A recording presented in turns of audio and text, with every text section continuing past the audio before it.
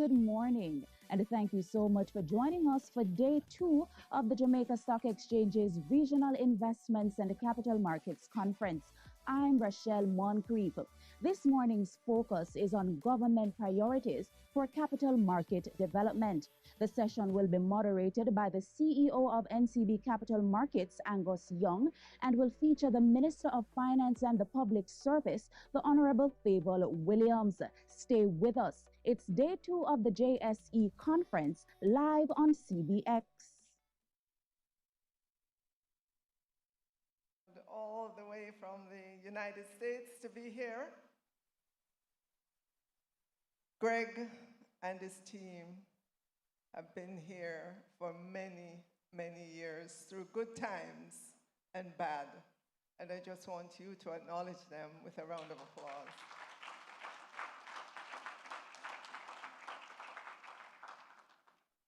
And I must acknowledge my husband as well, Leo Williams.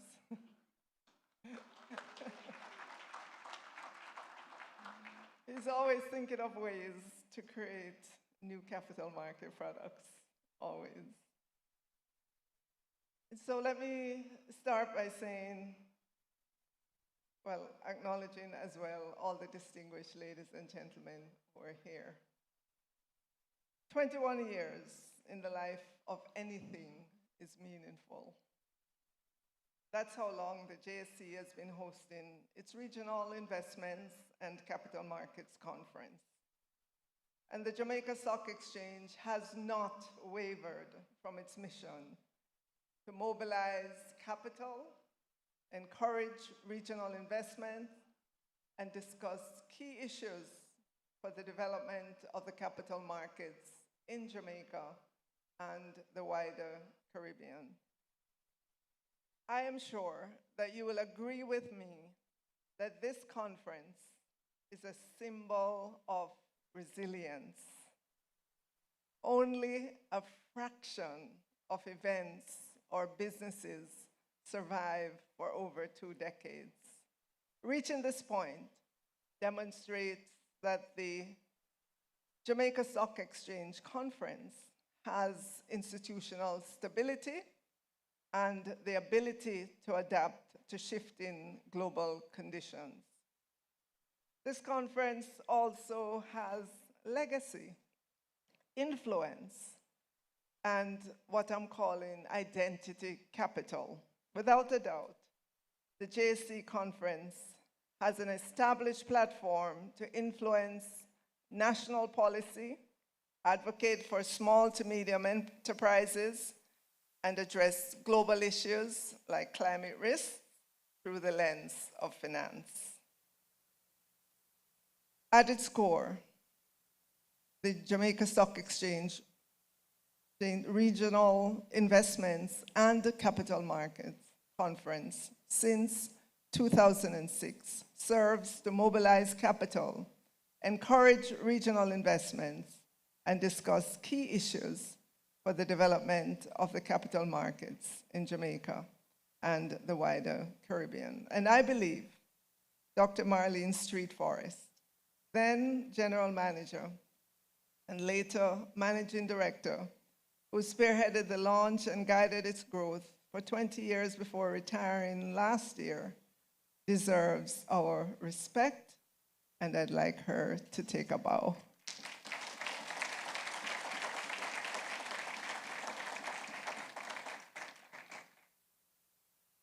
So let me make a declaration. Beyond being the Minister of Finance and the Public Service here in Jamaica, as you heard Angus say, I'm also a Chartered Financial Analyst, or CFA. And I know that this morning I'm among friends here because there are many CFAs in Jamaica. And I want to acknowledge you this morning for stepping out boldly and putting in the work in order to achieve this globally recognized professional credential. And for those of you who don't know, it takes at least 3 years to attain this designation. The financial markets in Jamaica are stronger, for having as many CFAs as we do have now. Congratulations to all of you who are CFA holders. So the topic, government priorities to deepen capital market development, could not have been more apt. It was this government that passed legislation that gave birth to the junior market. Many years later, we know how successful the junior market has been, moving from less than 100,000 units valued at Jamaican $1.5 million, with a mere 14 transactions in 2009, to experiencing a record in 2022, a year in which volume traded amounted to over 4.7 billion units, valued at over $16.3 billion, over 234,000 transactions. As you know, the companies listed include finance, manufacturing and distribution, retail services, education and leisure.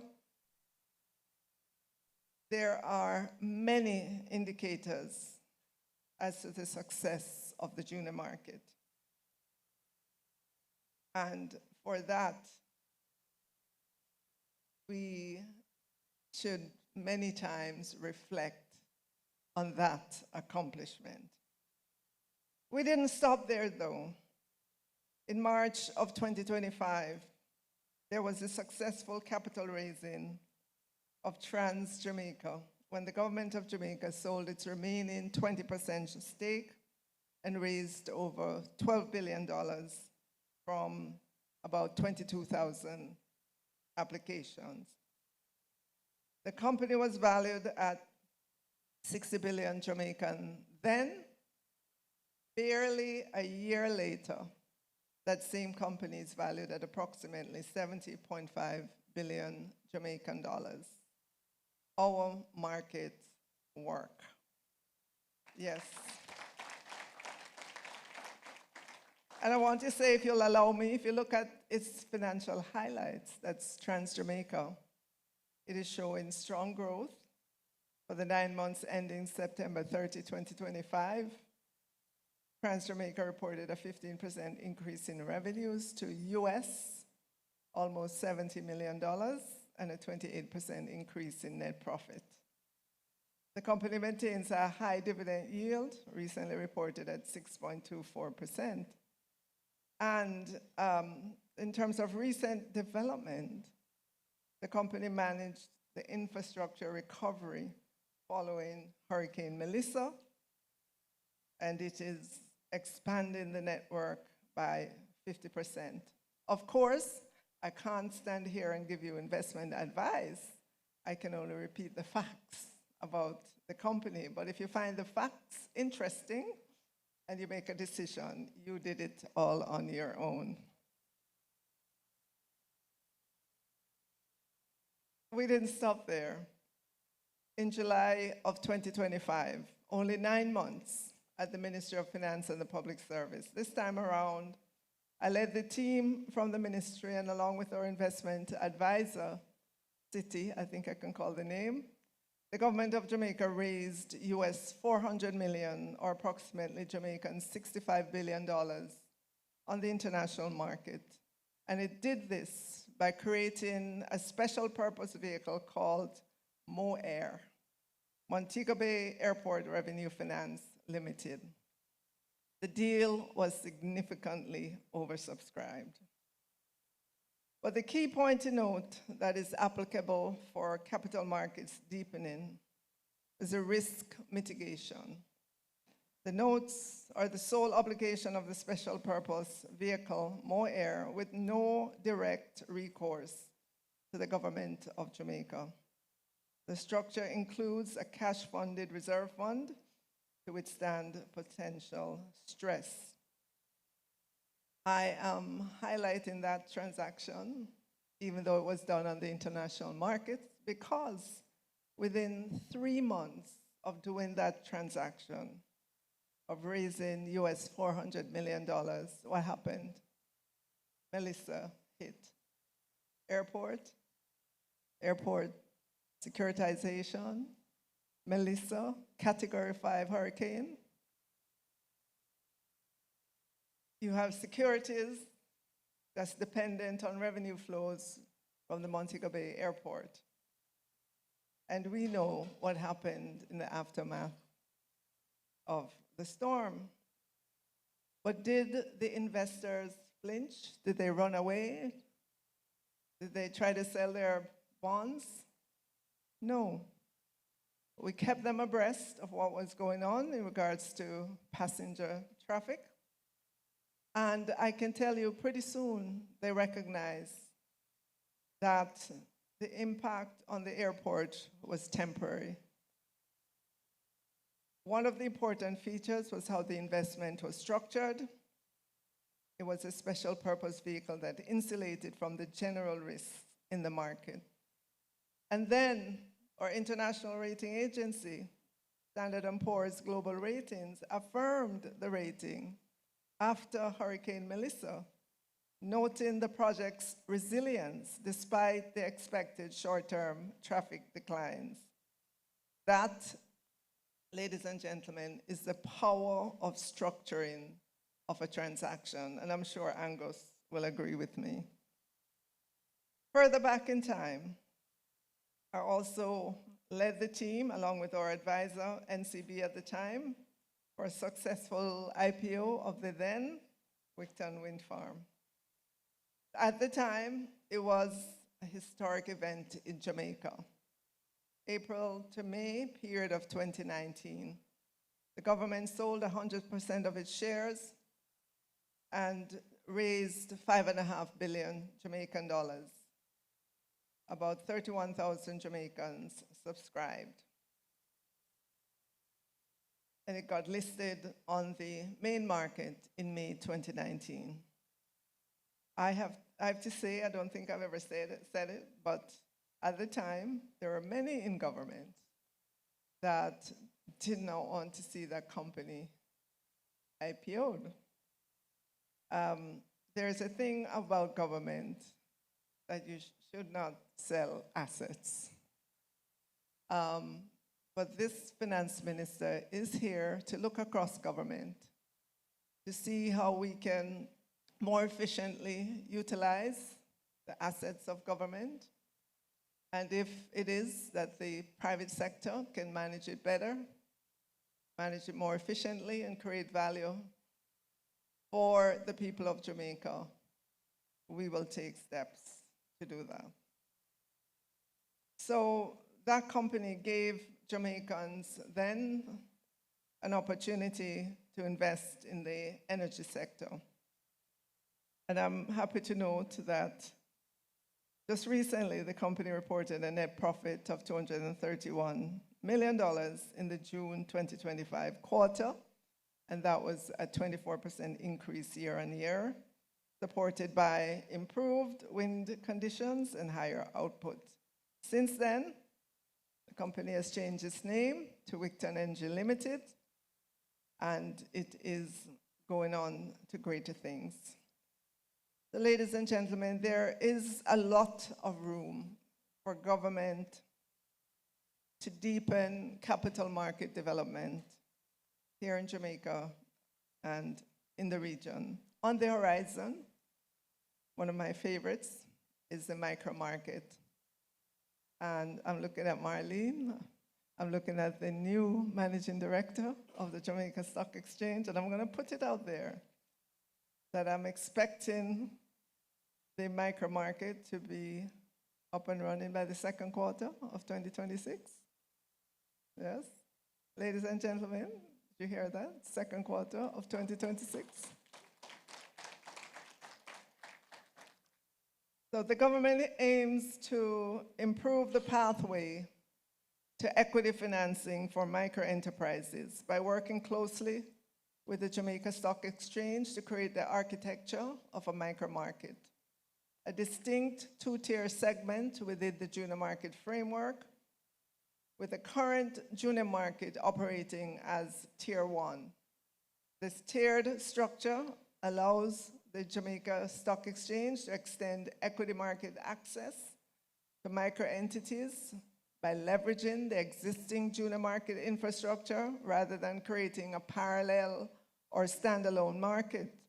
By adopting a two-tiered junior market structure, the JSE can facilitate earlier stage capital formation while preserving the fundamental principles of transparency, investor protection, and market confidence that underpin the success of Jamaica's capital markets. So in June last year, led by the JSE, a multi-stakeholder steering committee was formally established, comprising representatives from both the public and private sectors. The committee's work is grounded in the recognition that micro-entities continue to face persistent constraints in accessing affordable capital. The committee, I believe, has made substantial progress and is now at an advanced stage of finalizing the first phase of implementation, again with a view to operationalizing the micro-market in the second quarter of 2026. Thank you, MD Livingston. And as you know, the success of the junior market provides strong empirical justification for extending this model downward to support micro-enterprises. The micro-market therefore builds on a proven high-impact framework, ensuring that smaller enterprises can benefit from the same disciplined governance, transparency, and growth pathway that has delivered national benefits over the past 16 years. Of course, there has to be capacity building for micro and small enterprises. And this is intended to strengthen the pipeline of investment-ready businesses over time and support a more sustainable flow of quality listing. And I'd like to see the Jamaica Stock Exchange move quickly to draft in micro-market rules for integration into the junior market rulebook. I'd also like to see submission to the relevant committees and the Financial Services Commission, FSC, for regulatory consideration. And I look forward to the launch in the second quarter of 2026, and I'm repeating that many times, calling it into being. And if you'll just permit me to mention, just looking back in my past here in Jamaica, my husband and I, Leah Williams, together with other investors, we created the first real estate investment trust to introduce the market to invest in real estate via the stock market. As you know, the traditional way to invest in real estate is generally to own it outright. That means you have to have a lot of capital. You take on the risk fully. If it works out, you make a lot of money. If it doesn't, you could sink. So utilizing the stock market allows you to limit your risk, and we've seen other companies follow since then. But going forward, how do we build? How do we unlock capital? The pension and insurance industry in Jamaica have some $1.2 trillion in investment assets. To give you a sense of the magnitude of that, that represents almost a third of our gross domestic product. And I believe that billions of dollars of capital can be unlocked. As an example, well, it can be unlocked, but it has to be done in a way that still preserves the safety and security of those entities. I know that the current asset allocation for the insurance and pension industry could be reviewed. Changes could be made. And when we look at it in the first go around, that could allow upwards of $60 billion to be moved, could be moved into other types of investments other than where those monies are currently. Across government, yes, even though you heard the announcement about the $6.7 billion US dollars access that we have to use it judiciously. 2.4 billion of that earmarked for private sector investing along with government.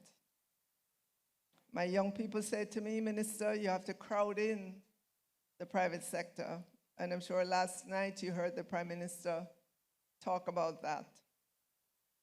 To give you an example, just yesterday, in speaking with the Health Minister, he told me he needs $26 billion to do all that he needs to do over the next 5 years. I know he's currently speaking with our international investors, but there is room for investments to be structured so that Jamaicans can participate in what the government is going to be doing, in the rebuilding that the government is going to be doing over the next 4 to 5 years. Traditionally, it's the government that provides the fund to build buildings, hospitals, schools, health centers, offices, and furnish them. But now we have to begin to open our minds as to how we structure the physical assets, convert that into financial assets of certain facilities so that Jamaicans can buy into it.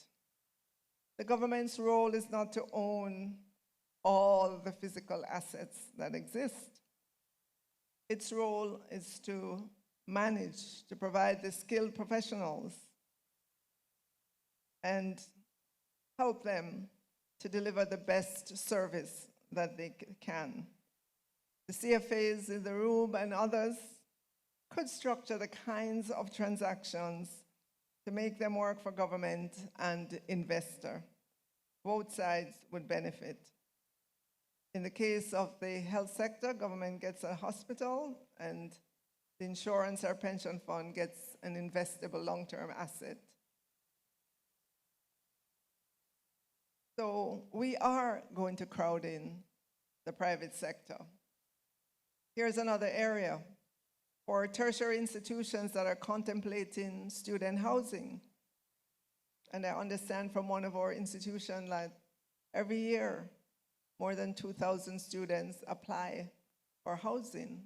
They can only satisfy maybe 200 of those. So here's another situation in which creating an investable structure that a pension fund can invest in will catalyze not only deepening of the capital markets, but will allow us to move with velocity in Jamaica. Similarly, we can have a big push on MSME finance, not only through the traditional channels, but through a capital market-based approach, where seasoned MSME loans are securitized under strict eligibility criteria with private loss absorption layers and explicitly capped government support. This framework draws on international precedents and is explicitly designed to scale credit while preserving fiscal transparency and market discipline. Of great interest to me is that the private sector is proposing the establishment of a dedicated reconstruction and resilience investment vehicle structured to blend public capital, private investment, and concessional finance within Jamaica's existing fiscal responsibility and PPP framework. The vehicle is conceived or can be conceived not as an off-balance sheet workaround, but as a disciplined platform for co-financing resilient infrastructure and reconstruction projects with contingent liabilities explicitly identified and capped. And so I'm very encouraged by the response of our capital markets and our private sector. So our goal is to mobilize long-term domestic savings, our pension funds, our insurance companies, and international capital into productive, resilient, growth-enhancing assets.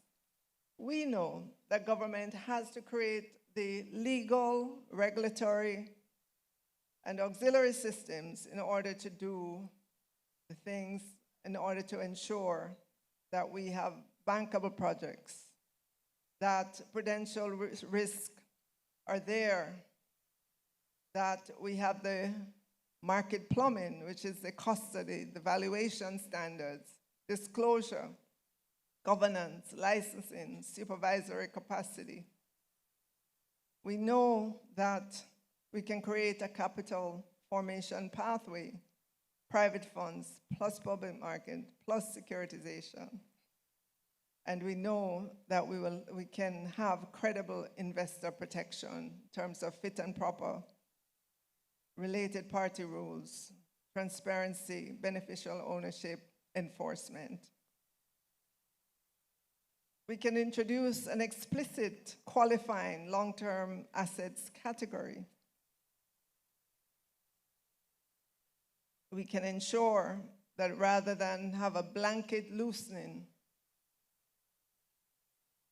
that we still continue with the strong, calibrated prudential treatment that we have right now. And finally, a final area that has been at the forefront of my mind, and I've taken some action, but I see that it's going to need government to establish policy, and that's in the area, and Angus will know this, and he knows that it will be of significant benefit to local Jamaicans, and that's in the area of factoring. It doesn't sound, sexy, but it allows financial intermediates to do this, and in those instances in which government owes money for work in process or work completed, right now, it takes a lot of energy for the contractor, be liaising with government, calling, trying to get money. When you have financial sector companies like NCB Capital that is willing to lend against the monies that are owed from government. But what I'm realizing by trying to get a couple of these done is that within government, we are going to need a policy. We're going to need the rules in order for our permanent secretaries and others in the system to feel comfortable utilizing this. But I know that if we can create that kind of environment, instead of a contractor waiting 30, 60, 90, 120 days to be paid, they could have the money much sooner to continue to put that into other projects. And you can see how stronger growth can happen in Jamaica. I'm committed, and I know that our financial sector will be there to ensure that money moves with velocity. Across the Caribbean, we've long envisioned stronger collaboration of capital markets. We have the Barbados Stock Exchange, the Eastern Caribbean Stock Exchange, Guyana Stock Exchange, Trinidad and Tobago Stock Exchange. And for years, I know there have been meetings and more meetings to see how we could collaborate, but it's not beyond us, Managing Director. This collaboration, the platform can be created, and it would allow greater diversification in the portfolios, of entities such as insurance companies, pension funds. Ladies and gentlemen, the future for Jamaica is bright. Fiscal prudence will continue to be our anchor. We are rebuilding. We're building in resilience in our infrastructure. As you are aware, we have navigated through COVID. We've navigated through Beryl and Raphael, and we will navigate through Melissa. We have never had as much funding and international support as we have today. And I see the country representatives from the IDB here. Nastasha, welcome. We have a massive opportunity to take decisive steps. And I can assure you that as government, we will keep the economy stable. Melissa was a climate crisis. Many persons are still not back to where they were pre-Melissa. Rest assured that your government continues to make those decisions to keep the economy moving. The biggest example of that was ensuring that the country had electricity in quick order. And from electricity flowed water, because many of our sites in the water infrastructure depend on electricity. You saw our roads were cleared in no time, and now the Minister of Works is going back to ensure that we build resilience into our roads. Of great significance, ladies and gentlemen, the international rating agencies looked on and they gave us a lot of credit for the discipline that we exercised over the last many years. Like us, they too looked at the experience during COVID, and they saw that our debt to GDP did increase. But they also saw that we took steps to ensure that we brought it back in line. And they are doing the same thing here with Melissa. Yes, our debt to GDP did increase because our GDP declined primarily. But they're giving us the benefit of the doubt that we will take those steps, and in the medium term, next 3-4 years, we will be back on track in terms of that debt trajectory and all the other fiscal numbers. We're going to hold on to the gains, not just for persons gathered here today, but for those who do not have the opportunity to be in these chairs this morning. We have to hold on to those gains for them as we help them to rebuild their lives. And so the capital markets and the activities to come to deepen capital markets, it's not just for persons who have money. It's for those who don't, because we want to get them to a place where they have that confidence in their own affairs. We will continue to build on the stock exchange. We will roll out our ideas. You will see them, and they will have an impact on growth. All of this financing that you've heard about, we have to turn it into higher GDP growth. It will not be satisfactory for us to emerge from this and still experience 1 to 2% growth. We need to be in the 4, 5, 6% range in GDP growth. But it's going to take all of us kind of recognizing what we have to do in our own sphere. Government will be the coordinator in areas where it should be the coordinator, the areas. And I'm sure our friends in the financial sector, they're waiting. They're waiting to see how they can be incorporated in the process to create those instruments that they can take to you, take to the pension funds, take to the insurance companies, take across the Caribbean to help all of you invest and gain from all of this. So let me end here by saying God bless all of you. We've come through Melissa together, and we will continue walking together to build a Jamaica land we love. Thank you very much, ladies and gentlemen.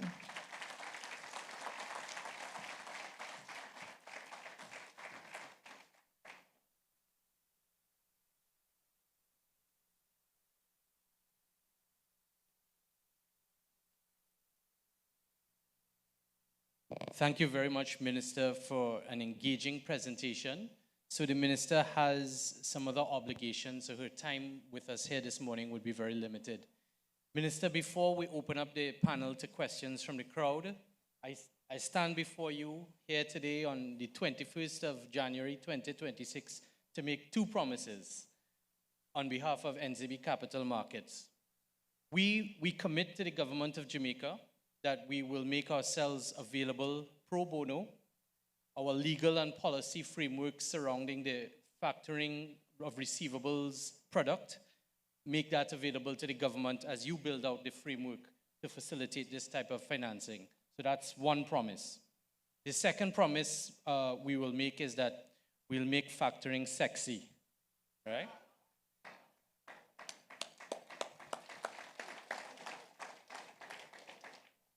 So time is limited, but we would love to open the floor to questions from the attendees here today for the Honorable Minister.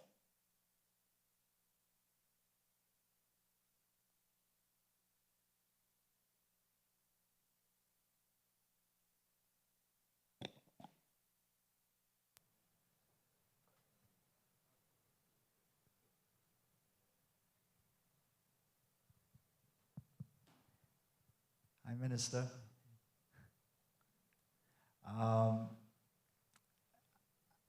I took the hint, but I'm going to try and put you on the spot. Would you see infrastructure as an area for a separate carve-out beyond the private debt and equity bucket of the pension regulations? And perhaps you can expand a bit on your thoughts for areas such as the micro exchange, as it seems to be further ahead than many of us thought. So I'm happy to hear that. And finally, the issue of how to get legislation and regulations done, in particular the issue of GP and LP, which you're very familiar with, I know. That would be useful so we don't all have to go to St. Lucia, which I think Jamaican capital should be in Jamaica and not offshore. Minister, just before you answer, please permit me to ask the gentleman to identify himself and his organization, just for the record. Thank you very much. Keith Collister, Jamaica Observer Today. Thank you for those questions, Keith. I take it from the first one, can pension funds invest in infrastructure? That was your first question, right? Separate bucket. So are you meaning, can they build a building, own the building, rent the building to government? What I'm saying is that in other jurisdictions, infrastructure funds are a thing. We kind of got round it a bit, but in my view, in the same way you have private debt, you have private equity, you should have infrastructure as a separate asset class. Okay. particularly post-Melissa.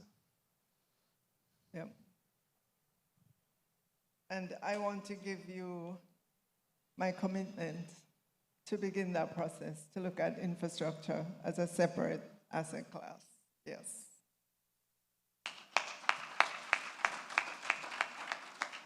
And with regards to the micro market, I am depending on the Jamaica Stock Exchange. I've taken their timeline and I've put it in the public domain, and we're going to work. We're going to work with the stock exchange to make sure it happens. And the legislation for general partnership, limited partnership, yes, it's meandered a bit, and I see Minister Seabright, yeah, shaking his head vigorously, committing to getting on it and helping to move it along.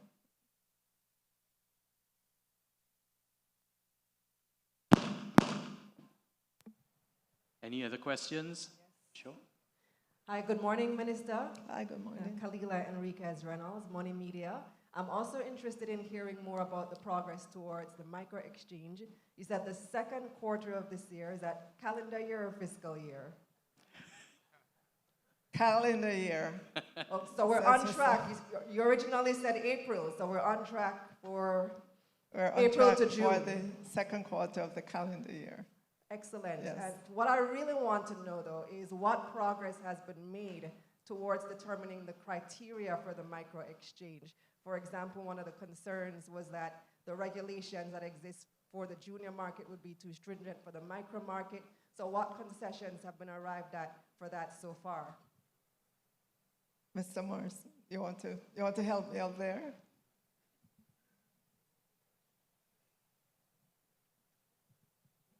Thanks, Minister Kalila. Thanks for that. We will be engaging stakeholders within the next couple of weeks with a concept note which has been prepared. We are well underway with drafting of the regulations, and we will be engaging the FSC within the month on, certainly before the end of February, on the rules that are being proposed. And as the Minister has indicated, we have accelerated the process by conceptualizing it as a second tier within the current framework of the junior market, which obviously accelerates the process significantly. Minister, one more? There was Neville. one here and the last one there. Oh, okay. Good morning, Minister Williams. Congratulations to the government of Jamaica for the work that you have done with the economy. Thank you so I'm much. Colette Smith from Dr. Colette J.A. Smith and Associates, persons who would have been at the conference. 15 years ago, you would have known me as a PhD student. One of the areas I looked at was governance and public debt management. Interviewed a number of prime ministers, including the most honorable Prime Minister, Andrew Holness. The vision he outlined to me at the time when I interviewed him, he has done very, very well. And I tick almost all of the boxes, the 8 fundamentals of good governance. There is one area that I've questioned Dr. Clark about, and I'm questioning you again today, the issue of corruption. We understand politics and the need to have politicians who can win their seats, but I do not think that the Prime Minister has been decisive enough in addressing the issue of governance. The crime issue, excellent work. The World Bank says that if we can reduce crime and corruption by 4%, we can quadruple GDP. What will you do as an administration about the issue of corruption? Thank you. So we understand the cost of corruption on a lot of different fronts. And if you look back at the history of this administration, you will see the number of institutions that have been put in place to focus on different areas in terms of our governance, our overall governance. We continue to strengthen those institutions by providing the budget support for them, by ensuring legislation that needs to come in front of Parliament happens. And we will continue on that path as areas are identified that need strengthening, we are committed to doing that. Thank you. Thank you, Minister. Last question. Thank you so much. Good morning, Madam Minister. I am Kamala Rampersad de Silva. I'm the Chief Executive Officer for the Caribbean Corporate Governance Institute. Let me start by commending you and your government. I think it's been really so brilliant to look on in the region and see the strides that Jamaica has made. We continue to have tremendous admiration for the work that has been done here with your governance. So specifically, I wanted to address the issue of how you've been able to get some of the state enterprises listed on the stock exchange. We are trying to advocate and spread some of the good practices that has been adopted in Jamaica here, particularly when we listened to Prime Minister last night extol the benefit of how these governance practices has helped the country. So my question to you would be, what would be some of the first steps you would encourage the governments of Barbados, Trinidad and Tobago, Guyana, and so if they are to follow a similar approach to have their state enterprises listed on the stock exchange in order that you can raise capital within your country to strengthen the economy? I would say the first thing you have to be decisive. Once you mention it, you're going to get the opposition. Because remember, the persons working in this state enterprise, they're comfortable. They don't know what the unknown is when they become a private sector entity, when they're listed. So the government has to be decisive, and you have to lead and say, this is what we are going to do. Set your time frame. There'll be a lot of work to be done, but do not be dissuaded by all the arguments you're going to get as to why this shouldn't be done. Right? So that's, in terms of encouragement, I would say just be decisive. Minister, on behalf of the Jamaica Stock Exchange, the sponsors of this year's conference, and everyone here, we'd like to thank you for the time you've spent with us this morning and for the commitment of the government of Jamaica to take things forward in a trailblazing fashion. Thank you, Minister. Thank you so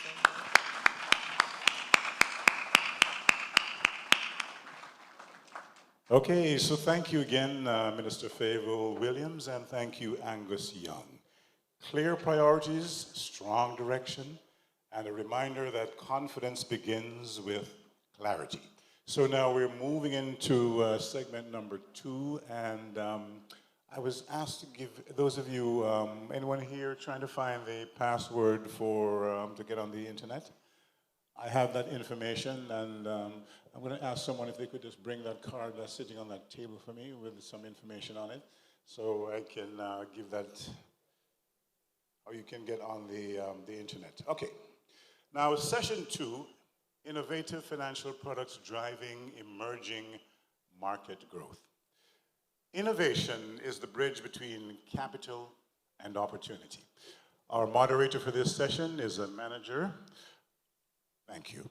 Is the Manager Group Business Development, JSE, is Andre Gooden, and he'll be along in just a moment to set things up for us and get us rolling.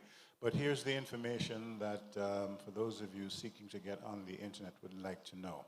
The Wi-Fi, it's JSE Conference 26.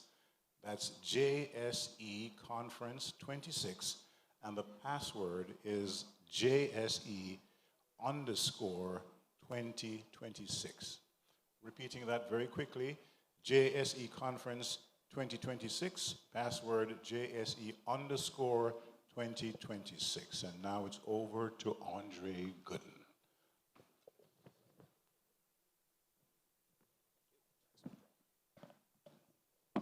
Thank you, Michael. Good morning, everyone. This next session focuses on innovative products driving emerging market growth. The minister mentioned in her presentation some innovative financial products that are in the pipeline, and our next presenter, John Stoltzfus, Managing Director, Oppenheimer, and Chief Market Strategist, has lots of experience at this. He has over 30 years of experience in financial markets, emphasizing multiple asset classes and combined with global market strategies. His profile is in the program, which you can examine further, but I would just ask you to welcome John to the podium.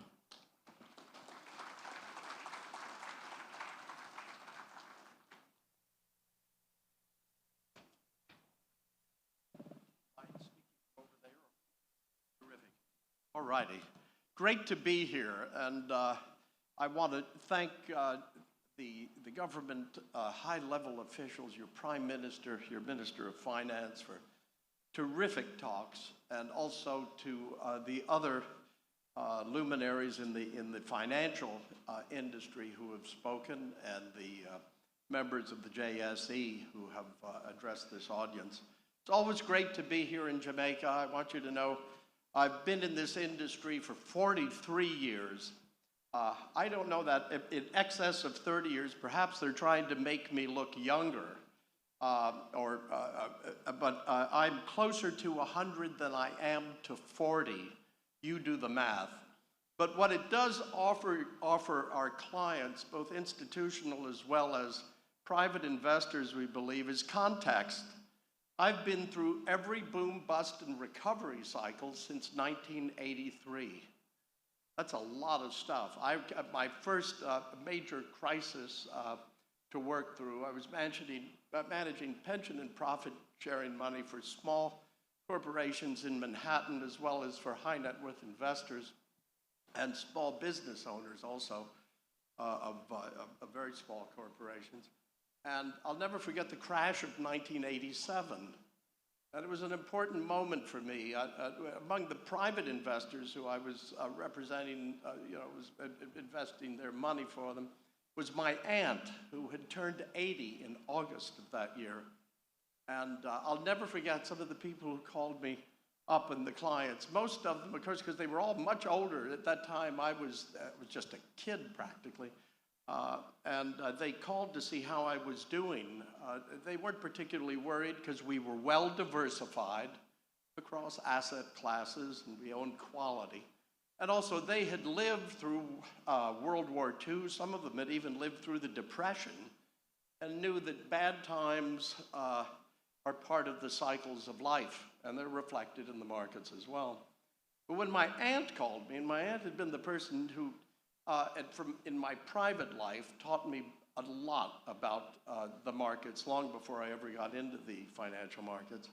When she called, remember, she had retired, I think at around the age of 62, and now she was 80.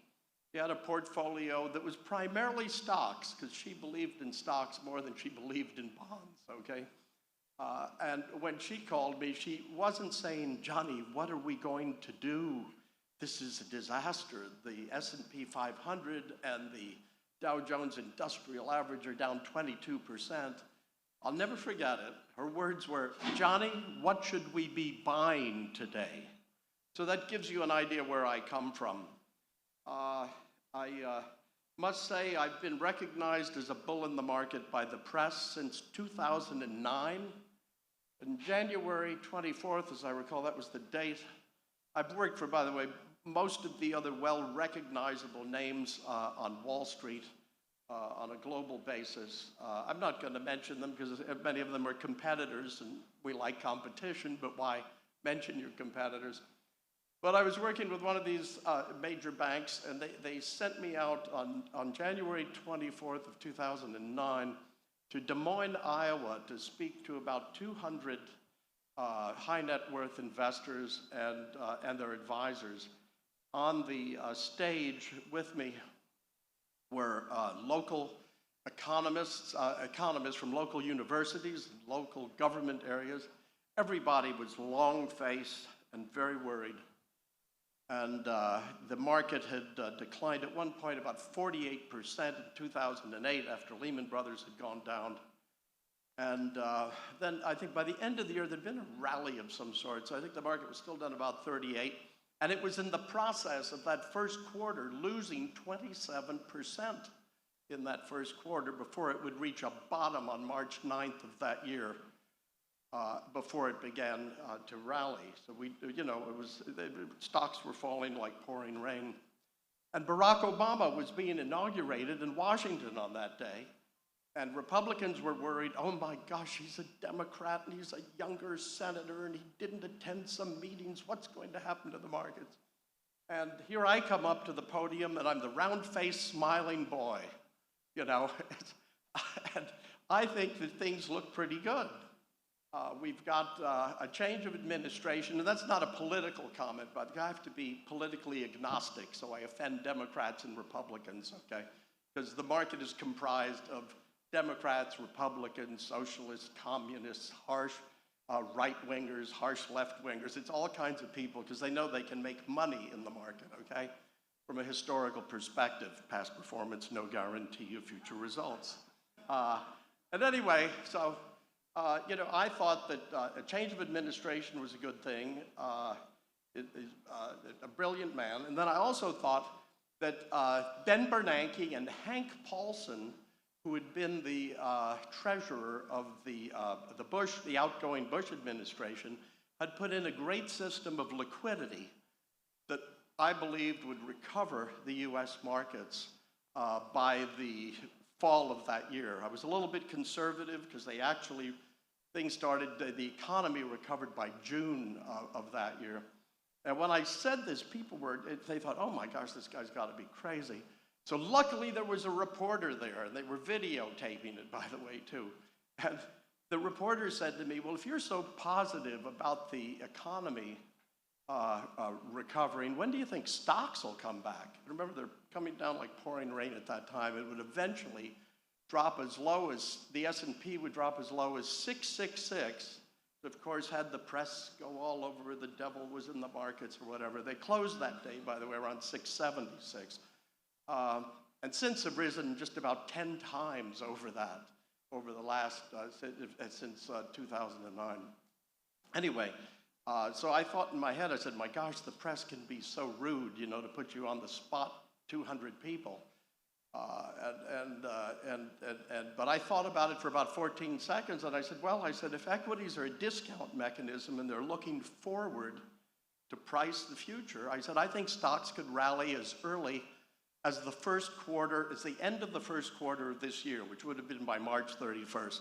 Markets hit a nasty bottom on March 9th and proceeded to go higher after that over the years, notwithstanding some pullbacks of 15%, 20, 18.9, 19%, different drawbacks over the course of the last 17 years. But remarkably, what it's all about is people need things, and stock exchanges reflect that need and companies meeting those needs, and it flows into revenue growth and profitability.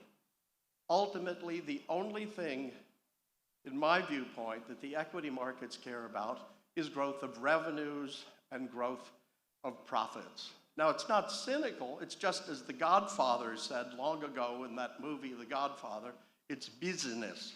That's what business is all about. But the wonderful thing about that is revenue growth and profitability generate prosperity for Main Street wherever it is, or the Wall Street wherever it is around the world. And that's what makes these markets so marvelous.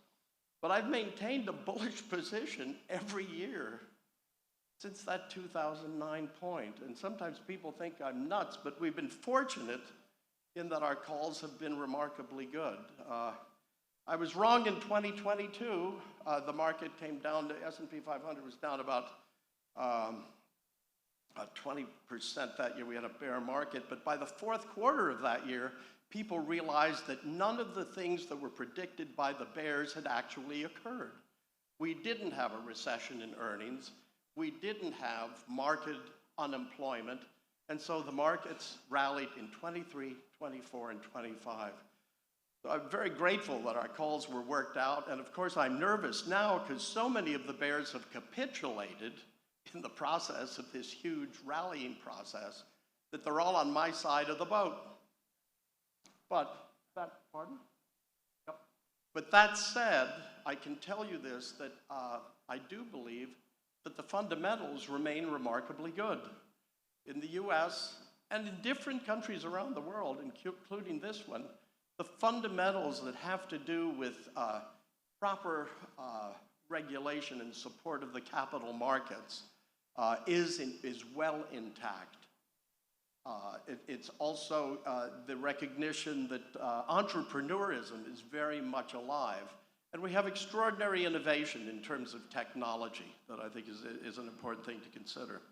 So as a strategist, for you to know, things that I look at right away and trends, I'll give you some very quick, short answers. I'm being told because I don't have much time. I have to really roll away here. The wonderful thing, by the way, is the world's markets on a broad basis are accessible today for many people like never before through innovative products. And the innovation includes ETFs, or exchange-traded funds and exchange-traded products, that enable the private investor to be able, we think, with a professional advisor helping them to determine their needs, objectives, their tolerance to risk, but to build portfolios that mimic the portfolios that professional managers can build. And on a global basis, and within that global basis, a regional basis representing both emerging markets as well as developed international markets, and of course the US market. Lately, one of the things people talk about is deglobalization. We don't think that's the case. We think it's a reglobalization, and it came after COVID when it was recognized. I think everybody sort of awakened to the fact that in terms of production of many things, all roads led to one country, to China.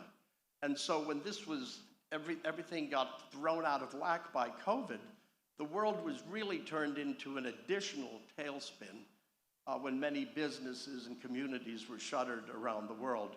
And so the reglobalization is very simply likely to be exceptionally beneficial for the emerging markets, especially those that are neighbors of the US in the southern hemisphere. It would seem to us that countries like Jamaica, and especially well positioned as you are in terms of philosophically and with an encouragement of capitalism and entrepreneurism, we think this is just a terrific opportunity. And we think it's one that will see great changes around this area of the world in particular. Europe has its problems. Europe, I always think, and I love Europe, by the way. When I say I love Europe, I'm not, by the way, nothing that I say is a direct recommendation to anyone here, whether they are an institution or an individual, to follow what I'm recommending or suggesting. That you need to know yourself as well as with the financial advisors that you work with, whether you're an institution or an individual. Because I don't know you, and investing is a very personal experience. But at any rate, we do think that what we have here is a remarkable opportunity, notwithstanding challenges. We have extraordinary ideological challenges towards capitalism today around the world. And we have areas of unfair competition. We have areas of questionable practices at remedying that unfair competition. But the prospects are good. When I got into this business, information was not very much, everything you read was in your newspapers or television, and the news tended to be 2 days old. There weren't financial channels. You didn't have CNBC. You didn't have Bloomberg TV and radio. You didn't have Reuters the way it is today, accessible, very accessible, and many other outlets within the media, so that you know almost instantly what somebody is saying. You're not reading it 2 or 3 days later after some activist is trying to take over a company or a change is made in terms of government policy. It's right after it comes off the microphone, everybody knows it, or at least those that are listening to the media channels. But one thing that has occurred recently, people talk about valuation. And I've known clients for 43 years, both institutional clients as well as private clients. And the profile has definitely changed. First of all, it's much broadened, okay? You don't have to be a billionaire to have a diversified portfolio anymore. You don't have to be a multimillionaire. You don't have to be a millionaire, whatever. And the other thing is people are investing for more serious needs. Outside of the institutions that were investing for pension plans and a variety of needs related to the capital markets, the old market, when it came to the private investor, usually the private investor arrived late on the scene. The market had already gone up 20%. The taxi driver, when you'd get into the back of the cab and you had a copy of the Wall Street Journal or the Economist with you, would say, I got it, do you have a stock tip for me? Or they would say, which is even more worrisome, I have a stock tip for you, okay? But nowadays, people are investing for things where they're recognizing that there are some areas that governments will no longer be able to provide to the same extent in order to remain solvent, okay? For instance, in the US, our Social Security program, very small increases in the last few years for retirees.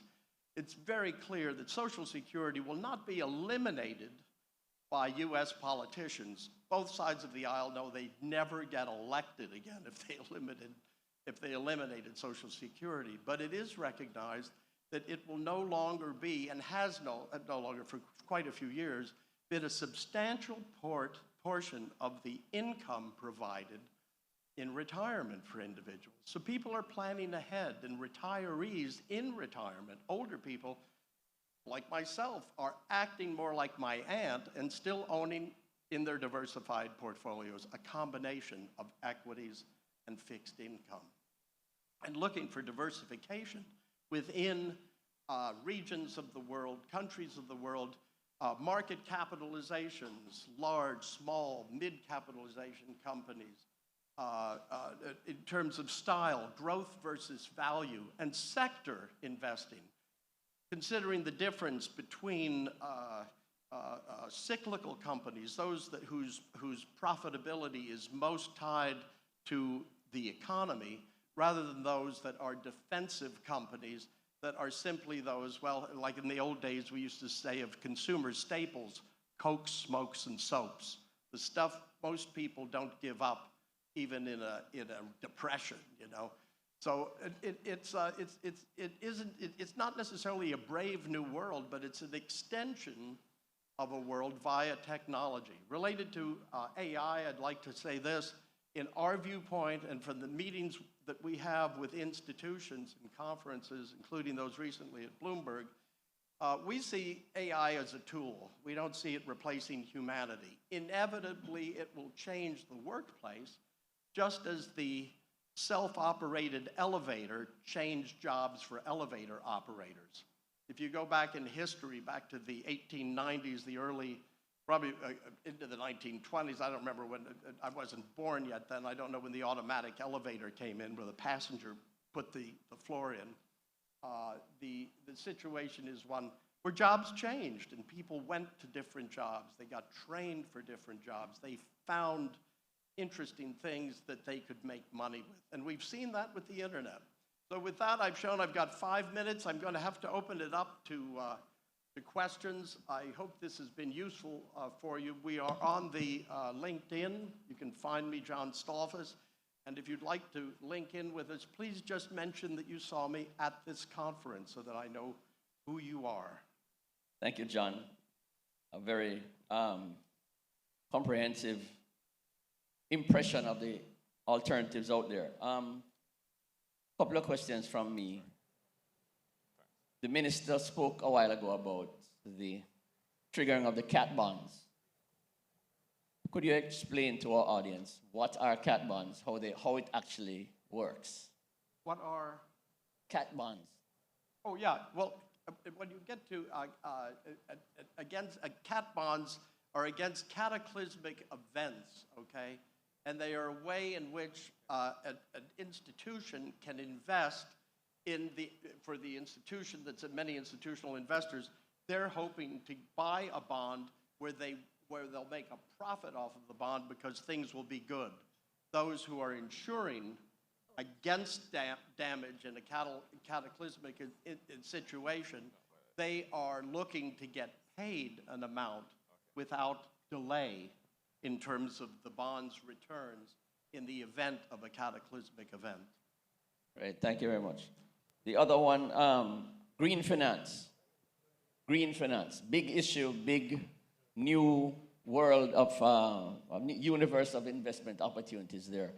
What is the profile really of the investor in green finance products? Mostly institutional. What is the risk level, etc. at this time? Well, when talking about green finance, are you referring to green fields, or are you Green referring bonds. to Bonds. Okay, in bonds and to finance new age energy? Yes, correct. Yeah, we think they would be relatively good. Again, once again, it would be the quality of the issuer, the experience of the issuer, whether that issuer is investing in greening, or whether it is actually a greening company that is involved in this.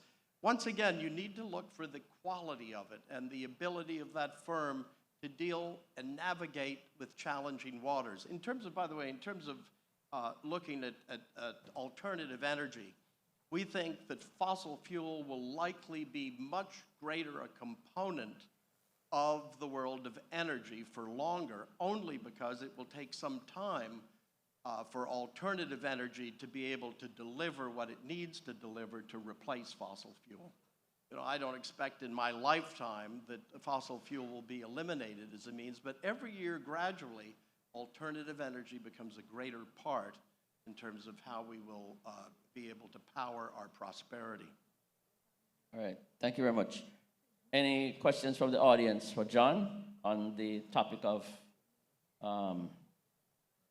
innovative financial products for emerging market growth? Any answers?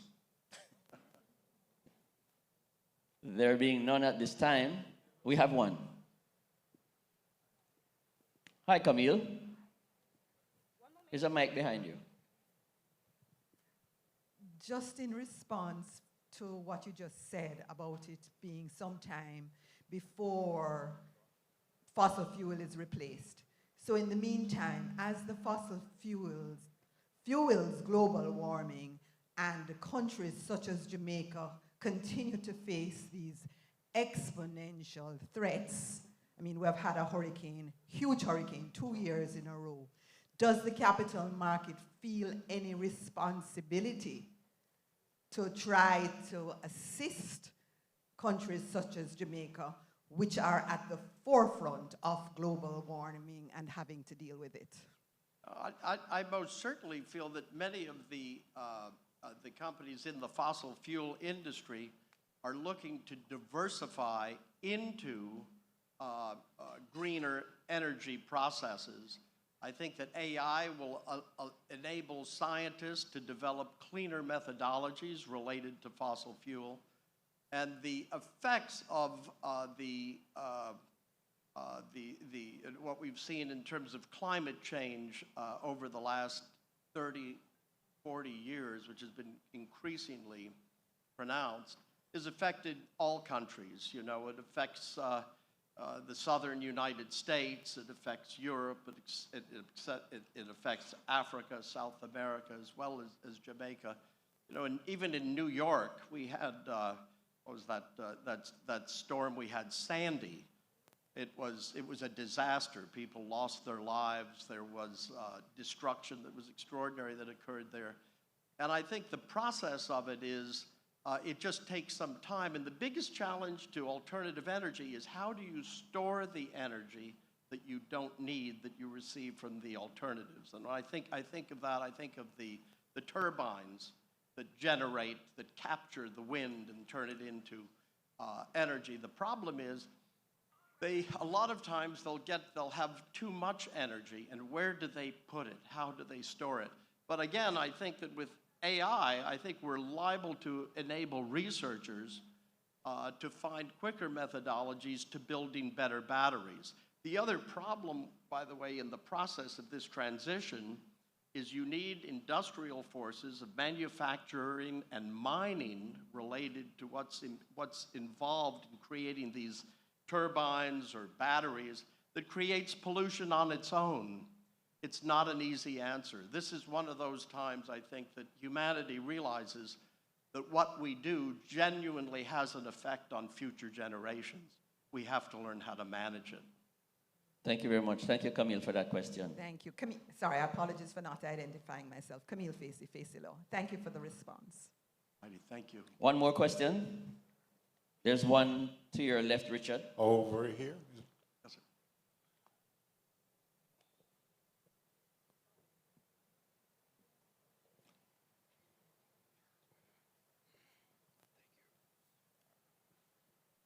All right, good morning. Morning. Yes. So my name is Tajon Stewart, and I'm representing myself. Good. Welcome. But I gotta be honest, I'm an individual. Right. Now to Mr. Stolfus, right? Stolfus. Stolfus. Right. Okay, right. Call me John. John. Tajon. Okay, great. So building off a comment of yours earlier, especially in regards now to the prior question on fossil fuels, I have to ask, when we're looking at newer products, newer forms of energy, right? And you had an optimistic take in your speech. What are some signs that we could really or reasonably look for to justify our optimism in said investments? In investments in alternative forms of fueling, for instance. Yeah, you know, I would say this. The market has shown that it can be, it's very fashion-oriented in terms of investments in energy. Because I manage money for the firm, Oppenheimer doesn't allow me to talk specific names in terms of securities. But I do know, like the alternative energy ETF, one of them that was involved in solar energy, was pretty unpopular over the course of the last year, and now is regaining some of its popularity. That just happens. It's just like the ETF for water, and water is one of the most precious elements that we have to need, right? It was one of the earliest ETFs. Back to, it must have been 1998, 1999 when the first water. Then, you know, you would have been better off, I think, investing in the S&P 500 in an index instead of that. The market is, you know, you've got different players. You've got intermediate and long-term investors. You've also got the short-term, the highly leveraged crowd, the speculators, and you just have traders who trade the market as it develops day to day. And within that, I think one needs to identify themselves. So if you're an intermediate and long-term investor, find the best quality representations, whether it's an ETF or whether it's a basket of stocks in that area, but be patient and manage it to the extent that you feel comfortable. So you might want to take some profits if it performs exceptionally well. Sometimes the hedge funds will jump in. They did that. I'm sure, I can't say, I know it for certain, but having owned water, for example, water ETFs at one point, they'll jump in and they'll push it up, and then they'll take profits because they have impatient investors. They're serving their clients. So it's all part and parcel. It's an art as well as a science. Investment is like music. It's like math and emotion. If you look at a piece of sheet music is a formula. Yes. It's an equation.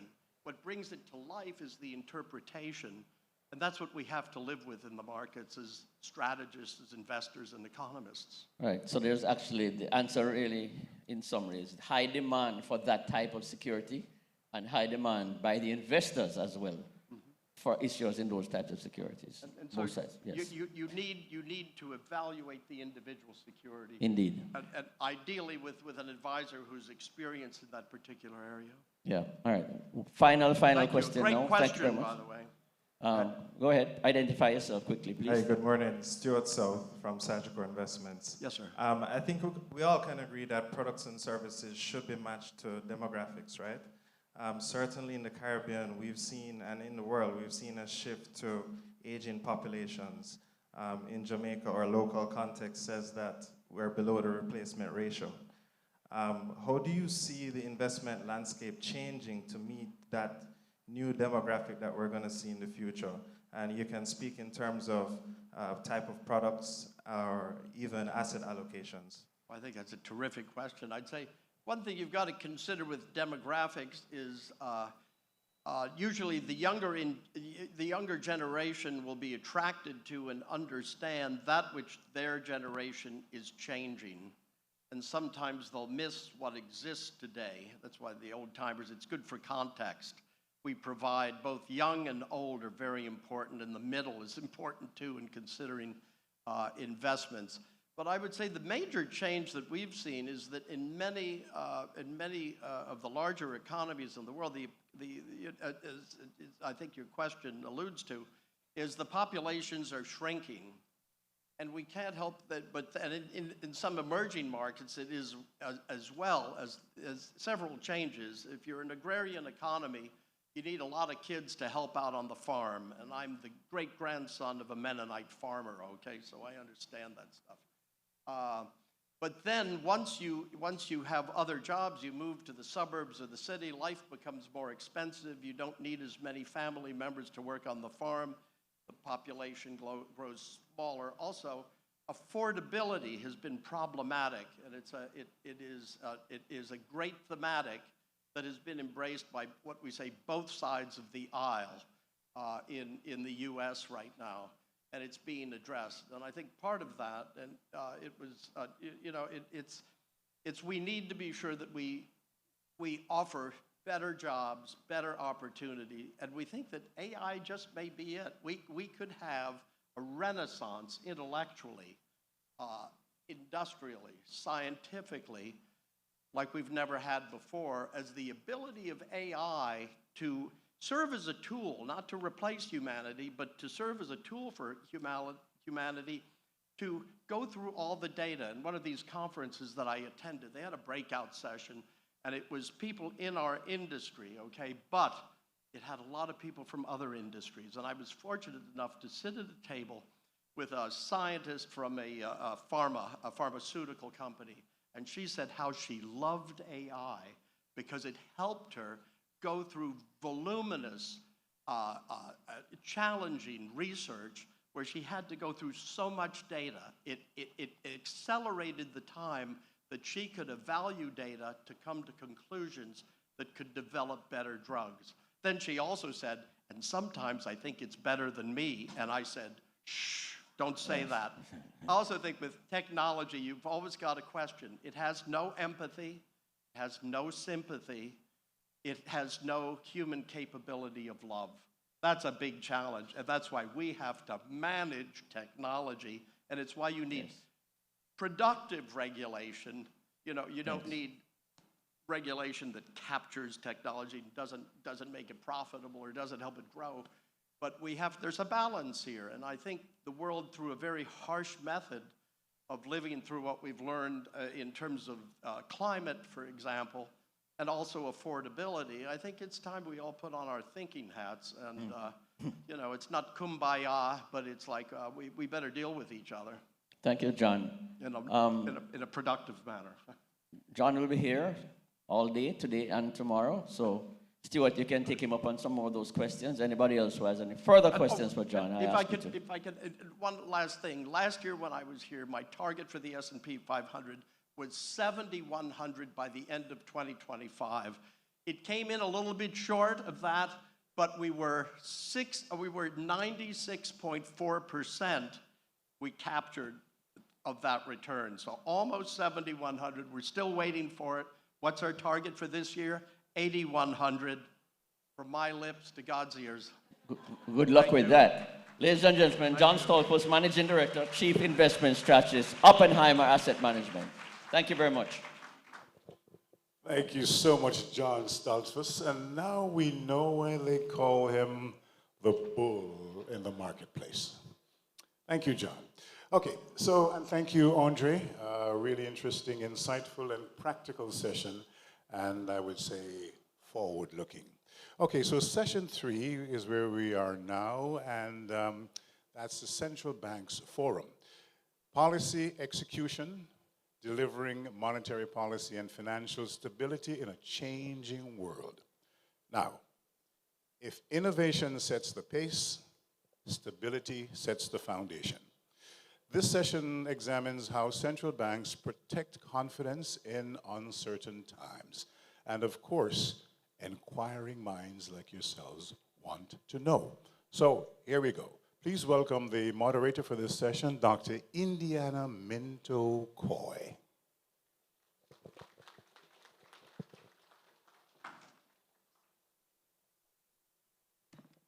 Thank you very much, and good morning. I'm going to ask my panelists to join me here. Mr. Kareem Michael and Dr. Wayne Robinson.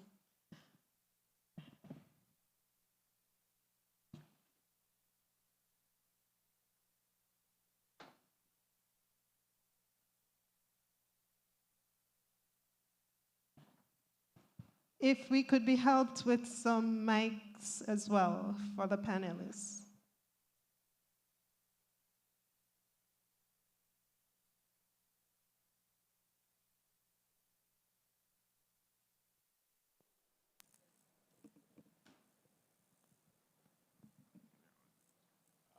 Microphones coming up.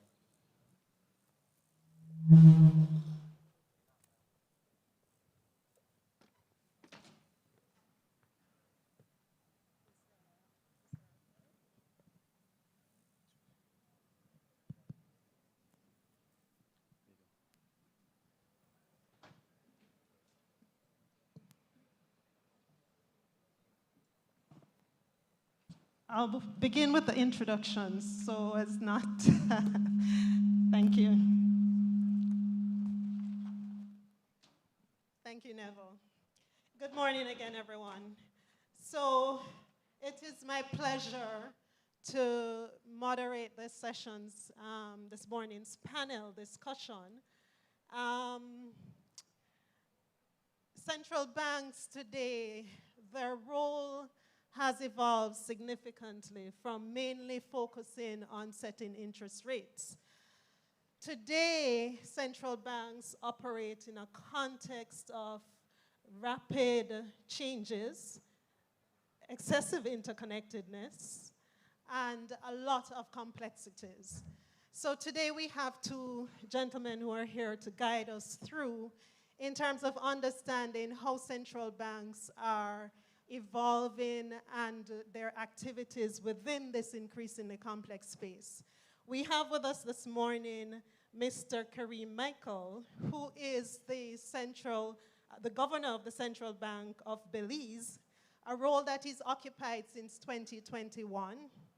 Mr. Michael has served in various roles at the bank, and he also has a Master in Public Administration from Columbia University. We have also our very own Dr. Wayne Robinson, who's Senior Deputy Governor of the Bank of Jamaica. Dr. Robinson has played a number of roles as well within the BOJ, and he's also attended the esteemed Manchester University, where he got a PhD in economics. So we have these two gentlemen with us. Their extensive bios are in the program, so I encourage you to read the details. But before we get going even further into our panel, we have a diverse audience here. I'm going to start with Mr. Michael Kareem, who I'm going to ask to give us an overview of the current macroeconomic situation in Belize. Thank you, Doctor. Good morning, Jamaica. A little bit better, man. I'm far away from home. Took 2 days to get here. Good morning, Jamaica. All right, I've aged a bit since that profile pic, so that's really as a result of being appointed in the throes of a pandemic. Some of the comments or the remarks last night really took me back to when I joined the central bank right after Hurricane Iris in 2001. And that was a small but powerful Cat 4 hurricane that struck Belize. I joined as a research assistant in the research department, and what that hurricane did, it helped to spur a series of international bond offerings. I think we went to the market 3 times at interest rates that topped out at 15%. So when the Honorable Prime Minister spoke last night about debt trap, we entered a severe debt trap. And of course, it was by choice. And we selectively, and I have to be careful how I say this, we had to go back to the market to restructure these bonds 3 times. We were a serial defaulter, and we had to properly address that, or we addressed that not until 2001 with the blue bond, which some of you may be aware of, where we did one of a very innovative debt for nature swap that shaved almost 15% off of our debt to GDP ratio. So that's the sort of context that I want to base my remarks. Prior to this blue bond, we were struggling to achieve primary surpluses. Primary deficits were more commonplace. Growth was mute, in fact, contractionary in a few years prior. And in the peak of COVID, our debt to GDP ratio topped 133%. Strong fiscal consolidation thereafter, including the blue bond, as well as deliberate efforts to strengthen our institutions, which is a common theme we've heard this morning and also last night. Our debt to GDP ratio is now in the low 60s, at around 63%. So, thank you. So, with that as sort of a long sort of context, where we are today, we followed every single other Caribbean economy and most economies around the world in this sort of V-shaped recovery post-COVID. In 2004, we had decent 4% growth. For the first 9 months of this year, it's really around 1.4%. It has moderated quite a bit. And it's really a tale of 2 halves. There was a contraction in the first half. The 3 months in the third quarter saw a little bit of revival. And then so far, the economic data coming out, the high frequency statistics, show strong growth in the fourth quarter. Now, this was uneven across our sectors. We like to think that we have floated the idea that Belize can be the breadbasket of our Central American neighbors, but also to the Caribbean, because we can grow, we can farm chicken, we have quite a robust cattle industry. Most of our cattle goes to Guatemala and our neighbors in Mexico. So in the first 9 months of the year, we saw a strong performance from the primary sector, while when we look at services, particularly tourism, there was a softening. And I think we know why. We look at our major source market, which is the United States, and what has been going on, particularly with the middle class in America. Then you understand why there is a bit of softening there. Inflation is below 2%. I think we're somewhere around 1.4% for the first 11 months of the year. This is below 3.4%. Our exchange, on the exchange side, our foreign reserves adequacy is still above international benchmarks. It's adequate, not sufficient, at around 4.4 months of import coverage. One of the things which I am most proud of, however, is how resilient and strong our financial system is. Prior to 2020 and 2021, asset quality had started to deteriorate. And of course, in COVID, non-performing loans spiked. And so there was a lot of effort to rebuild capital buffers and to ensure that the financial system has sufficient liquidity. So in summary, I like to think that we're resilient, and we're prepared for the challenges that lie ahead. Thank you so much. A very detailed picture there of an economy that's doing a lot in terms of resilience. With that context set then, I'll throw it out to both of you. So the theme that we're focusing on for panel is policy execution, delivering monetary policies and financial stability in a changing world. And so I'll pose it to both of you. Give us a sense of what some of these challenges are that are being faced by central banks. Your turn, Wayne. Thanks, Gary. Thanks, Indiana. Good morning, everyone. Let me first thank the Stock Exchange for this opportunity to participate in this very rich conference and very enlightening discussion. You know, we use the term changing world, Indiana, and, you know, reflecting on it, I think probably changing is an understatement. Because what we're really witnessing is seismic shifts. Shifts in trading patterns. We expect that we're going to be seeing shifts as well in capital flows in the international financial market architecture. Someone mentioned earlier the shifts in demography. Even in developed countries, the WHO indicates that, you know, aging population is actually growing more rapidly in developing countries. There are going to be shifts in migration patterns. And then we're in the midst of an AI revolution. We're seeing rapid expansion, both in breadth and depth, in the payment systems and in digital financial services.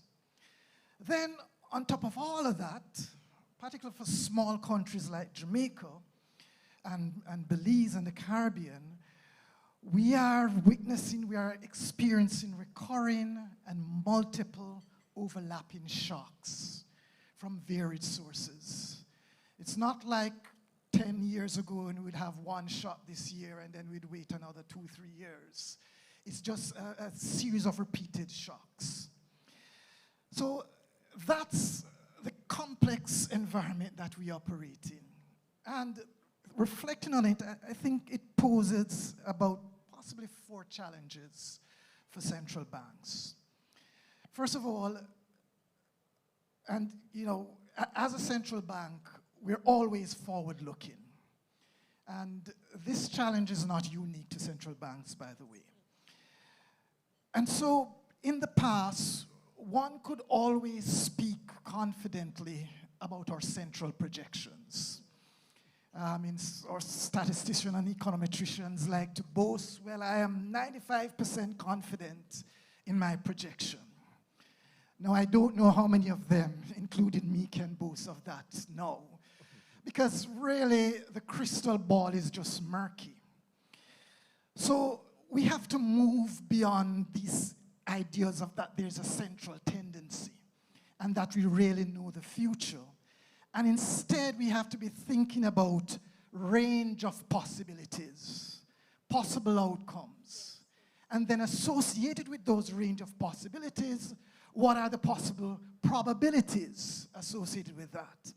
And so we have to move away from traditional forecasting to start thinking about scenarios and scenario planning. And then following on that, what are contingencies? The second challenge we face, and this is particularly important for Jamaica, is the types of shocks that we face, predominantly supply shocks, whether it be, you know, Hurricane Melissa, or it will be a supply chain shock. These type of shocks inevitably creates a tension in monetary policy making between whether we adopt a counter-cyclical monetary policy, that is, whether we lean against the wind, or whether we adopt a pro-cyclical monetary policy, that is, whether we try to accommodate and stimulate. And this has been a debate, you know, within the central bank and even within the public space for Jamaica over the past couple of years since COVID. And it calls upon for us to think a little bit more about where do we strike the balance, one. to the consistency of our focus on what our primary mandate is. And for the Bank of Jamaica, our primary mandate, as you know, is price stability or inflation management. And also, we have to then think about the timing. It's not just simply we jack up interest rates today or cut it tomorrow. Following on that, the third challenge then is really then how effective are our policy tools? Given the, as I said, the type of shocks. I mean, there's not much really interest rates can do when Melissa destroys half the crops in St. Elizabeth. There's not much interest rates can do about that. So we have to think carefully about the policy tools that we use, and also in a very dynamic financial environment where the financial landscape is changing, where there's rapid innovation as well, the effectiveness of our policy tools will change over time. So we also now have to then think about, well, what is the appropriate tool? What is a combination of tools? How do you calibrate the tools? One of the debates, you know, in academia, and also among central bank is, well, where is this neutral interest rate? Where is this equilibrium interest rates? Nobody really knows at this point. And then the final, which I probably think is perhaps the biggest challenge, is how do we communicate? What do we communicate? When do we communicate? You know, I'll say this. Often the expectations is that central bank knows everything or ought to know everything. Well, I'm going to say something that may surprise you. Well, often we don't really know everything. I mean, I hear silence. We'll keep that a secret only in this room then. But often that's just the reality. So how do we communicate in this environment of uncertainty? That is perhaps, I think, the biggest challenge. Thank you so much, Wayne, and I love that point about communication because that's essential, right? So Kareem, Wayne has just spoken about some of the challenges and tools on the Jamaican side. What about Belize, and more general, if you wish, as well? Sure, if I could just probably go back to what Wayne was speaking about. So our job really is to worry. I think the previous Fed governor said this in 1992, that's our core mandate. To worry. To worry. And therefore, if our central bankers aren't worried, we should be worried. There you go. If you look at the previous decade, it was quite simple, wasn't it? It was a benign environment. It was a low interest rate environment, very accommodative policy coming off of the global financial crisis.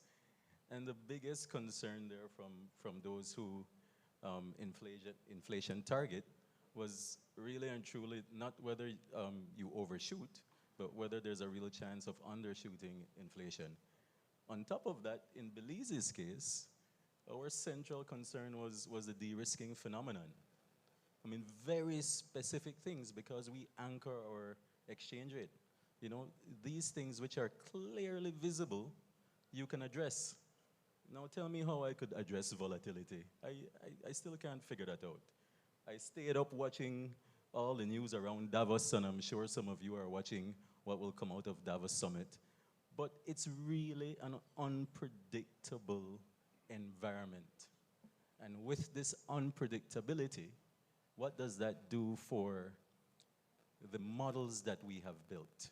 How we actively apply inflation targeting or anchoring our exchange rates.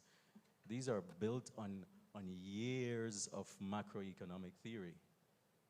Should we question these theories now? And the question is an absolute yes. The applicability of these may have no place in today's world.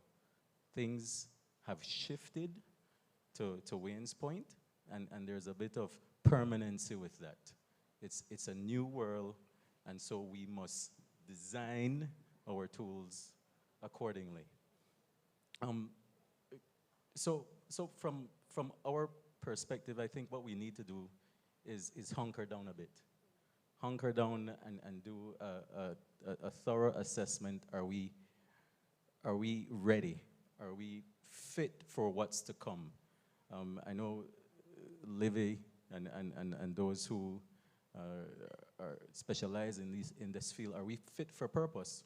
And right now, I could say resoundingly that we're not, because there is an unknown element out there, and we have to figure out what that will look like in the next 5 to 10 years.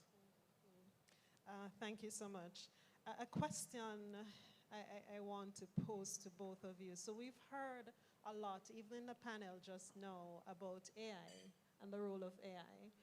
And I want to pose to you both as central bankers, within this context of volatility, risks, and so on, are there opportunities, opportunities in technology or beyond, to assist you in your mandate?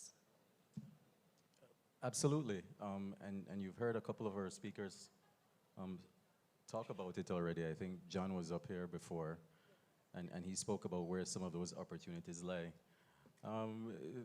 Your models that you use to forecasting, the crystal ball that Wayne spoke of, certainly AI can help us. AI can help us in our reg tech. That's another area. AI can also help us in communication, another big issue. All of these things, there's certainly use cases for. However, it must be with a level of caution. Yes. We are, well, at least in my case, I'm a public servant, and we have to be mindful of the balance between job replacement, if that is something that will come about, versus the need for efficiency and productivity gains, or the heralded benefits of AI. One of the things that we're doing at the central bank is that we put together a team just to look at where AI should be deployed. And an obvious case there, which I didn't mention before, is cybersecurity, and that's what we're going after, really. And I'll pass it over to Wayne. Okay. Well, I concur fully with what Kareem said. I mean, not much to add, except that just one other dimension. One of the things I'm very intrigued about is how AI is and will continue to revolutionize financial services. Yes. Not just in terms of the back end, in terms of the developing and assisting with analytical models, but in assisting financial service providers to curate the sort of customer-focused, bespoke-focused financial services and products for their clients. So that's something that I think it's going to grow, and I think it's going to add a lot more dynamism to the financial sector and to financial markets.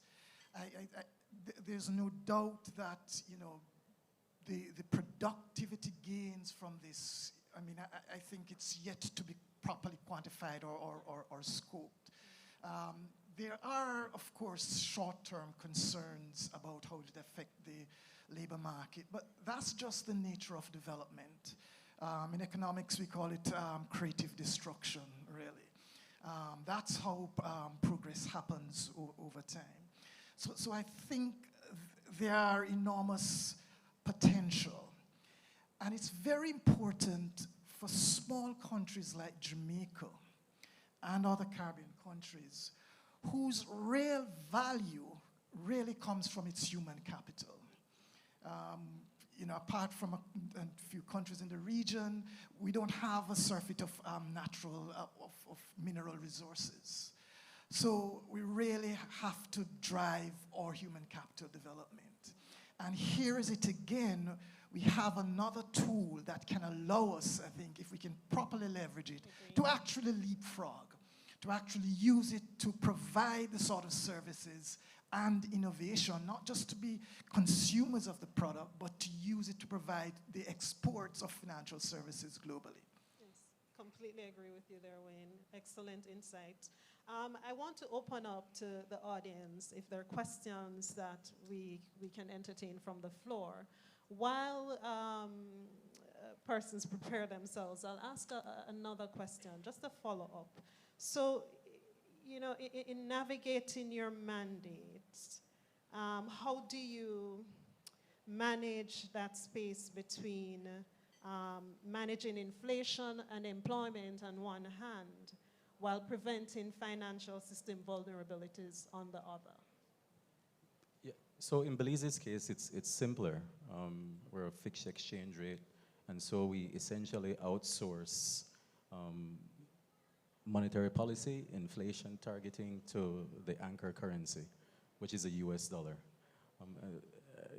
Just to maybe highlight that in May, it's going to be 50 years since we pegged our currency, and I think that's quite a remarkable achievement that we held on to this fixed exchange rate for so long. Now, that's not to say that we should seek to maintain that throughout life or for perpetuity, but the situations must be examined based on whatever context is emerging, and we must always reflect on that. So we're not doing the sexy thing as we might be doing in inflation targeting, but we simply have a focus then on how do we support fiscal credibility, as the need for us to maintain this fixed exchange rate regime is built on how we maintain and accumulate international reserves. And through that approach, exchange rate stability is one of those things that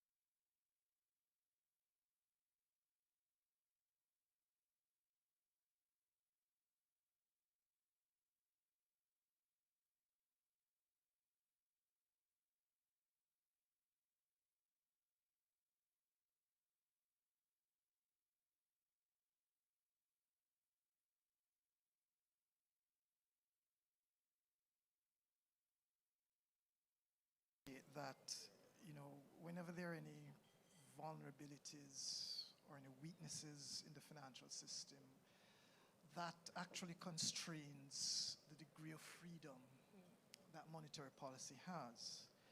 It not only constrains it, but it also limits the effectiveness of monetary policy. For example, if you have a banking system whose credit portfolio is under stress, then we may want to tighten, we may want to raise interest rates. But banks may not, would definitely not follow us because they are worried about the quality of their loan books. So these stresses undermine the effectiveness of monetary policy. So what we have to do constantly is to ensure that the financial system is actually resilient to absorb the swings in the economy, to absorb shocks, including interest rate shocks. So that's why we do constant stress testing of balance sheets of individual institutions and of the system as a whole, not only of banks, but we also have to do it for securities dealers and insurance companies as well. So we can get a sense as to their ability to absorb shocks. And this is why we continue to stress that it's important that we build sufficient buffer in the financial system.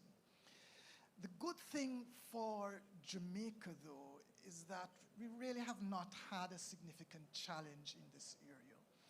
The regulators working with the financial institutions have been able to build sufficient buffers within the financial sector. The capital adequacy ratio in the banking sector, for example, is about 14 to 15%, well above the benchmark. In the securities dealer sector, it's around 22%, again, significantly above the benchmark. Yes, when we were tightening monetary policy, some institutions, recorded fair value losses, but they were able to adequately and effectively manage those losses. And they've actually pretty much come out of that phase now. The other thing I should add, though, that helps in navigating this space is consistent fiscal policy, which is something that the government has been pursuing for many years now. And that just makes the job of monetary policy that much easier, because it means that we don't have to press as hard as we would have to if we had a loose fiscal policy. Okay. Excellent. So I've gotten the 5-minute wrap-up. We can entertain a question, a quick, short question from the audience. Thank you, Keith.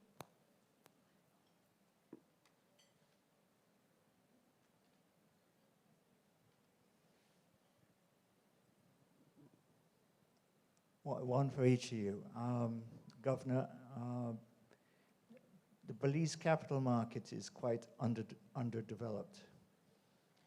Do you see a specific opportunity to work with the Jamaica Stock Exchange and indeed the Jamaica financial system to drive Belize, which in my one trip there, which happened to coincide in 2004 when there was, which I did actually go to the central bank, courtesy of some people here actually, it seemed as though they are now on a real turnaround. So perhaps you can give us a little update on that. And a question for Wayne on monetary policy. Glad to hear you don't think the central bank knows everything. Perhaps you can expand on the thinking with respect to the post-Melissa response. I know you've already addressed it in the quarterly review, but I think you outlined some further thinking in your presentation here. Keith Collister, for this question, also the Jamaica Observer. Thanks, Keith. Short, quick responses. Sure. So I think you're in the mind of Mr. Morrison. The idea why he invited myself and the director of the Financial Services Commission is for us to gain exposure from where Jamaica Stock Exchange is, particularly how mature it is versus where Belize is in terms of its embryonic stage of development. A little bit of context, the central bank was the one to push and draft the current securities legislation, which was passed into Act 2 years ago. Thereafter, it was handed over to the Financial Services Commission. I will not answer your question specifically, as I may steal the thunder from Mr. Haylock, who will be speaking tomorrow, and that's his jurisdiction. But yes, the simple answer is yes, there is opportunity. All right, thanks, Keith. I still have 1 minute to respond, and I could actually take the rest of the day to respond. But we've sort of maintain our focus, as I indicated earlier, on our primary mandate, price stability. The fact is, if inflation gets out of control following this shock, the recovery in the economy will be impacted, will be impeded, because we'll be getting back into a scenario where there's yet an additional element of uncertainty in the economy, and that is inflation. That's not what we want. Now, as I said, we can't do anything about the fact that tomato prices have doubled. But what we focus on, though, is the second round impact. How those initial shocks are translating to movements in other areas of prices, in other goods and services. And that is what we try to manage. There you have it, ladies and gentlemen. Please join me in thanking our two panelists this morning. And I also want to thank you for your attention. Thank you to the Stock Exchange for this opportunity, and also to our sponsors. They're here for the entire conference, so you can lay hands on them. Thank you very much. Spiritually only. And I believe, I'll hand back.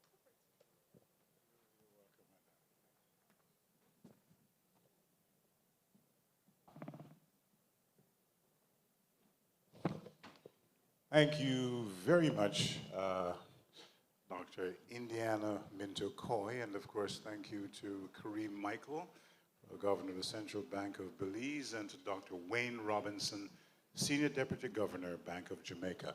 I was particularly want to just follow up on something that Keith Collister said about being honest. You know, the central bank admitting, just like any other organization, you don't know everything. And that's the beginning of knowledge. I tell you what I know for sure. You guys need a break. So just about here, before we move into our next session, Jeffrey's commitment to the Caribbean, we're going to take a 10-minute break. We're going to shorten the break so that you can refresh yourselves, stretch your legs, and I promise I'll be back here in 10 minutes, and I'd love to see your faces at that time, all right? So we break for 10 minutes, and we'll be back with our next session. Thank you.